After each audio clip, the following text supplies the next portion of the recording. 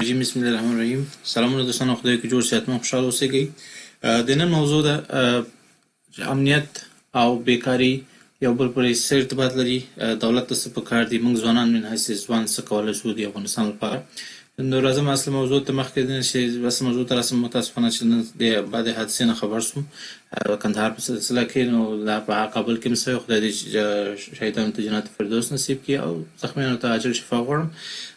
راځم نو اصل موضوع ته څنګه کولی شو چې دغه مشکلات چې امنیتي دي هره ورځ دي او موږ صرف اکثرا فیسبوکي شعار ته ناست یو او هېڅ هم لاک نه کېږي. نو څنګه کولی شو چې موږ من حیث ځوان څه کار کولی شو او دولت ته کار پکار دی.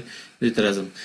که زه من حیث دولت هیډ اوسېږم یا بېسر سره علاقه قومندان اوسېږم، زه باید اولین کار دا وکړم چې خپل اصلي هدف ځان ته وټاکم، خپل پرایورټي معلوم کړم، مشکلات څه دي، د خپل د افواجو د خپل د هغه ضرورت پیدا کړم چې موږ څومره نفوس لرو، څومره ضرورت لرو او کوم مساحو کې باید فوجیان نه صحیح استفاده وشي. ډېر مثلا وکیل پارلمان د کابل ده، نو هغوی باید د باډیګارانو شخصي شیان زه کم اسلحې لکه کابل او د نورو ځایو کې چې اسلحې ځوانانو سره لیدل شوي دي دا باید راټولې کړم او دې ترڅنګ باید ځوانانو ته بیکاري په هغه کې زه باید کومک وکړم. زه باید پلان ولرم.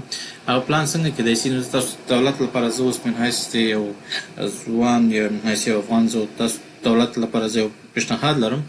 پیشنهاد دا ده چې تاسو خپل د فوج هغه که تاسو پوهېږئ چې تاسو بودیجه نه لرئ، مشکلات اقتصادي لرئ، تاسو فوج ته ضرورت لرئ او طبعا چې فوج په بغیر له پیسو اقتصاد نه چلېږي او اکثر موږ اقتصاد په وارداتو شمند دی. نو دې لپاره زه تاسو ته یو پیشنهاد لرم، تاسو که هغه افغانان استفاده وکړئ چې په خارج کې دي یا په هغه تجاران استفاده وکړئ چې په داخل کې دي. اول خو دا وایم که چېرته داسې د بیکاري او د ناامني په شکل کې چې مثال څنګه یو بل سره ارتباط لري او دا ځوانانو خارج کې تجار چې داخل کې دي یا خارج کې دي یا افغانان چې په خارج کې دي څنګه هغوی استفاده کولی شو د امنیت او بیکاري په بخش کې. نو راځم چې اوس امنیت ډېر بیا ځوانان بیکاره سي، هغوی بیا فکر و سوچ کار پرېږدي، هغوی بیا غلط لار ته تللی سي او په عین بله خوا نه بیا ډېر ناامني هم کولی سي. د ځوانان چې کار کول غواړي هغوی مخه ونیسي، هغوی کار ته پرېنږدي او مشکلات ورته هغسې ورته پېښ کړي. نو اوس ما پیشنهاد دولت ته دا دی، تاسو باید من حیث هغه اوسېږئ افغانان چې په خارج کې دي چې اقتصادي وضع لږ ښه وي او هغه تجاران چې داخل کې دي خارج کې دي هغوی نه استفاده وکړئ. هغه څنګه هغوی نه استفاده کولی شو؟ مثلا من حیث ځوان که موږ باید که هر یو افغان چې په خارج کې دی، که هغه د یو پولیسو د ملي اردو د نظامي بخش کې کوم افسر یا هغه مامور په حساب ووایم، هغه که د یو معاش تنخواه په غاړه واخلي، یو پولیس چې مقرریږي درې شیانو ته ضرورت لري عموما چې نظامي ټریننګ دی، اسلحه ده او معاش دی.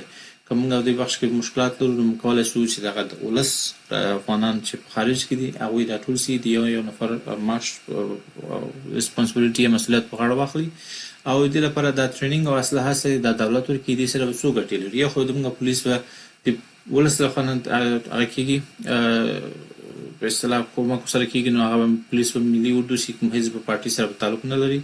دویم دا ده چې هغه ځوانان چې بیکاره دي او هغوی غواړي چې کار پیدا کړي، نو هغوی که واقعا د دې لیاقت لري چې پولیس شي، ځکه پولیس خپل ریکوایرمنټ لري د باډي په حساب باندې، که نه چې نشي هر سړی نشي کولی پولیس ته لاړ شي، یا قد باډي او جسامت او ټول شیان ډېر مهم دي.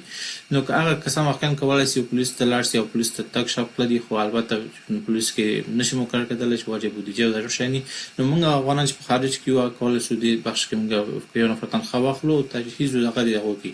نو دولت له څه پکار ده؟ دولت یو عمومي افغانانو نه خواهش وکړي چې موږ غواړو دغسې مشکلات لرو، نو تاسو نو موږ پیسو کومک ته ضرورت لرو، نو موږ دولت به یو بانکي حساب جوړ کړي. بانکي حساب کې ټول خارجي پیسې راځي، هغه بانکي حساب نه بیا د دولت مامورینو ته په وخت باید پیسې ورته ورکړي او دا ټریننګ او تجهیزات هم باید په وخت ورته ورسېږي، ځکه دا ډېر مهم دي جنګ هغه کې.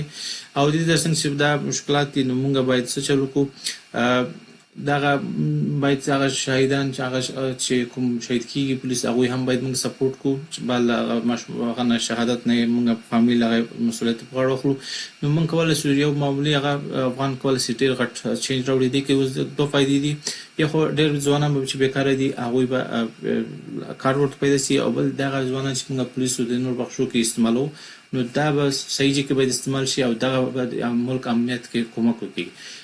دا زما نظر و. تاسو په نظر غواړم بیا د ما ویډیو لایک شیر کړئ او تر بل ویډیو پورې خدای مو سپارلی. خدای